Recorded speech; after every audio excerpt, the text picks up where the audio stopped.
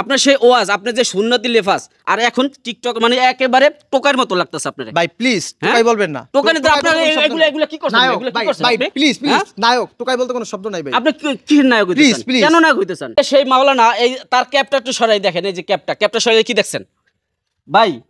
এই যে আপনারা ইতিমধ্যে সোশ্যাল মিডিয়াতে আমি দেখতেছি, আপনাকে দেখে প্রথম যখন আমি দেখেছিলাম তখন আমি ভাবছিলাম যে আপনি টিকটকার। ভাই প্লিজ টিকটকার আমি আপনাকে প্রথম ভাই টিকটকার বলবেন তাহলে কি এই যে নায়ক বলবেন? টিকটকার কোন নায়কের আছে এরকম এরকম চোখ এরকম চুল? কোন নায়কের আছে আপনি বলেন? ওমা সবারটা কি আমি যদি প্র্যাকটিস করি তাহলে কি আমি ভিন্ন রকম কথা বলছেন? যত নায়ক আছে সবার চাইতে আমারটা হচ্ছে ভিন্ন রকম। আমার এর দেখার পর প্রথম যখন আমি সোশ্যাল মিডিয়াতে দেখছি আমার খুবই মেজাজটা একটা গরম হয়ে গেছিল যে এরকম একজন আলেম দর্শক আপনারা এই যে স্ক্রিনে দেখতে পাচ্ছেন, এনার মতন সুন্নতে দাড়ি এবং টুপি মাথায়, মানে তাকে যখন আমি ওই অবস্থায় দেখি তার পাশে দাঁড়ানোর মতন যোগ্যতা আমার নাই। আপনারা জানেন যে আমরা কিন্তু ইসলামের কিছু জানি না, আর এই লোক ইসলামের এরকম একজন বক্তা হয়ে আজকে তার লেভাসটা দেখেন। ভাই প্লিজ আমি আপনাকে আচ্ছা, আপনাকে কি শয়তানে ধরছে, জিনে ধরছে? আপনার সাথে কয়টা জিন? আমি আপনাকে বলি আপনার কাছে কয়টা জিন আছে? কয়টা জিন? আপনাকে জিনে পাইছে? কয়টা জিন কি? আমার মন চাইছে, আমার এইজন্য আমি এরকম হয়েছি। এখানে আপনি তো মার্কেটিং করার কিছু নেই। না মার্কেটিং কি, আপনার যদি মনে চায়, মন চাইলেই যখন তাহলে তো পাগল হয়ে যায় মানুষ। ভাই আপনি কি পাগল? মনে ওইটাই করতে পারেন, ওইটাই আপনি নিজের পাগল মনে করেন? ওইটাই আমি আমাকে পাগল ভাবি না। এখন আপনি যদি আমাকে পাগল বলেন তা আমি তো কিছু বলবো না আপনাকে। আপনি পাগল মিয়া। আমার কথা শোনেন, এখন আপনার সাথে আমি যেভাবে খারাপ ব্যবহারটা করতেছি, আপনার যে লেফাসটা ছিল এই যে সুন্নতি লেফাস, ওই সময় আপনার সাথে আমার ভদ্র নর্ম বিনয়ের সাথে কথা বলা উচিত, বা এমন কোন যারা মুসলমান এরা। ভাই প্লিজ আসলে আপনাদের জ্বালায় দুইটা দিন খুব তিক্ত। তাহলে আপনি জ্বালাবেন না। আপনি কেন এই যে সোশ্যাল মিডিয়াতে আসছেন? আপনি ভাই আমি আসছি না, আপনারা ঘুরেন।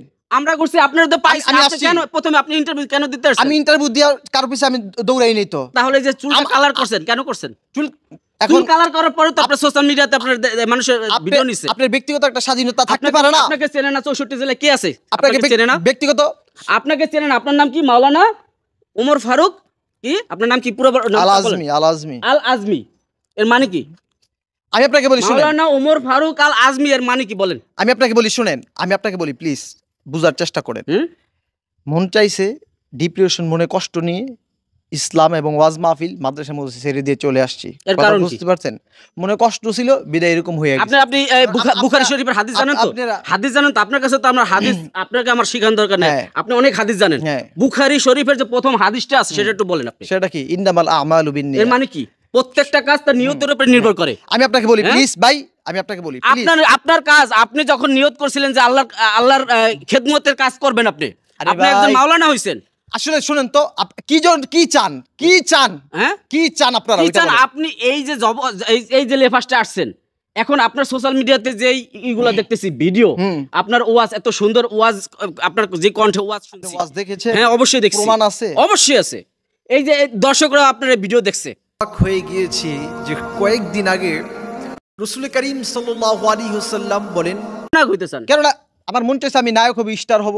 এর তো আপনার এখানে বাড়াবাড়ি করার কিছু নাই। আপনার এটা মন চাইছে পারেন না। এই শয়তানি বুদ্ধিটা দুই দিন যাবত আপনি শয়তানি বুদ্ধিটা কে দিছে? ভাইরাল হইতে চাইতেছেন আপনি? ভাই ভাইরাল হওয়ার তো কিছু নাই। ইসলামী অঙ্গনে ভাইরাল ছিলাম। আপনি তো ভাইরাল যখন ভাই প্লিজ, ইসলামী অঙ্গনে লক্ষ লক্ষ লোক আসতো।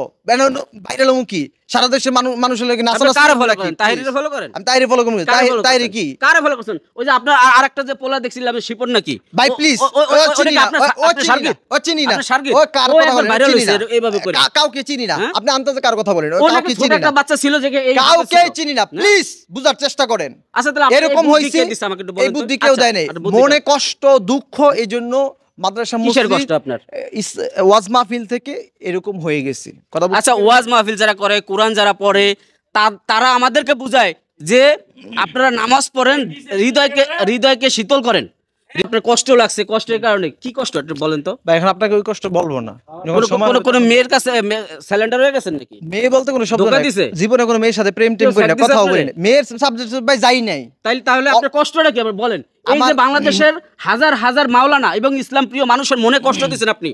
আপনি ইসলামের যে দাড়ি ভাই এবং please, টুপি, আপনি আমার কথা এগুলো শুনেন। আপনি অপমান করছেন। আপনি আমার কথা শুনেন। হ্যাঁ? এটা আমার ব্যক্তিগত বিষয়। আপনি ইসলামকে এবং আলেমদের নাম নিয়ে আপনি কখনো কথা বলবেন না, আপনার প্লিজ। ব্যক্তিগত ব্যাপার Please, তো ইসলাম তো আপনার please, বাপদাদার নাম। please। আপনার বাপদাদার। আপনি আমার কথা শুনেন। হ্যাঁ? আপনার ইসলাম বাপদাদার এবং ইসলাম। আলেমদেরকে নিয়ে কথা বলবেন না, প্লিজ। এটা আপনি আপনাকে হাজার হাজার হাজার আলেম হাজার হাজার কি? হাজার হাজার আপনি আলেম কোনো আলেমের নাম নেবেন না, প্লিজ। হ্যাঁ? আপনি আমাকে নিয়ে কথা বলেন। আপনি- এখানে প্রশ্ন হলো আমার আপনি- বিষয়। শোনেন, আপনি শয়তান হয়ে গেছেন, কাফের হয়ে গেছেন, সেটা আপনার ব্যাপার। আপনি তো ইসলামে আছেন, এখনো তো ইসলামের কাতারে আছেন। আমি আপনাকে বলি প্লিজ, আলেমদের এবং ইসলামের নাম নিয়ে কথা বলবেন না, প্লিজ। আপনি তাহলে- আমার তাহলে যে- যে- এই যে ব্যক্তিগত ব্যাপারে প্রশ্ন করুন। আপনার ধর্মীয় অনুভূতির সাথে আঘাত করছেন, খেলাধুলা করছেন আপনি। ব্যক্তিগত ব্যাপারে প্রশ্ন করুন। হুম? ব্যক্তিগত ব্যাপারে প্রশ্ন তাহলে করুন। আপনি এই যে এই কাজটা করছেন, এই যে আজকে সোশ্যাল মিডিয়াতে ভাইরাল হওয়ার পর আজকে আলেম হাজার হাজার আলেমের উপরে মানুষের অপবাদ দেয় যে হুজুররা ভণ্ড, এগুলা বলে। আপনাকে আমি বলি প্লিজ, আমার মনে কষ্ট, দুঃখ, ডিপ্রেশন থাকার কারণে আমি তো আমার ওই আপনি জায়গা ভালো সেটাই জানতে লাগতেছে চাই, না। কোন শয়তানের ধরছে, কোন নম্বর শয়তানের ধরছে, আপনি একটু ভাই, বলেন। প্লিজ সংক্ষিপ্ত, জাস্ট 1 আচ্ছা, মিনিট বলেন। কিছু বললে বলেন, না বলেন আচ্ছা, নাই। বলেন আপনি কি ভালো লাগে সমস্যা? না বিদেশে চলে আসছে, আপনাকে এত কথা বলা যাবে আচ্ছা, না। সমস্যাটা বলেন কি? এত কথা বলা যাবে না, বললাম তো ভাই। আপনি বলবেন না কেন? মানুষ পথ এক রাস্তা থেকে আরেক রাস্তায় কখন যায়? হ্যাঁ, কখন যায়? যখন তার মাথায় প্রবলেম হয়, তে মানসিক অশান্তিতে, ডিপ্রেশনে থাকে। তাহলে বুঝতে পেরেছেন? তাহলে তো আপনার যদি মানসিক চিকিৎসা দিতে পাগলা করে তো আপনার পাঠান লাগবে, বা আপনার চিকিৎসা দেওয়া উচিত ছিল। আপনার বাবা মা আপনার বাবা মা দেখছে এই চুল? ভাই প্লিজ, দেখছে সেটা বলেন, উত্তর দেন। আমি অনেকদিন যাবত বাড়ি থেকে কয়দিন ধরে পালাইছেন বলেন? বাড়ি থেকে আসছি 1 সপ্তাহ যাবত। বাড়ি থেকে বাইরে হওয়ার পর চুল কালার করছেন? হ্যাঁ।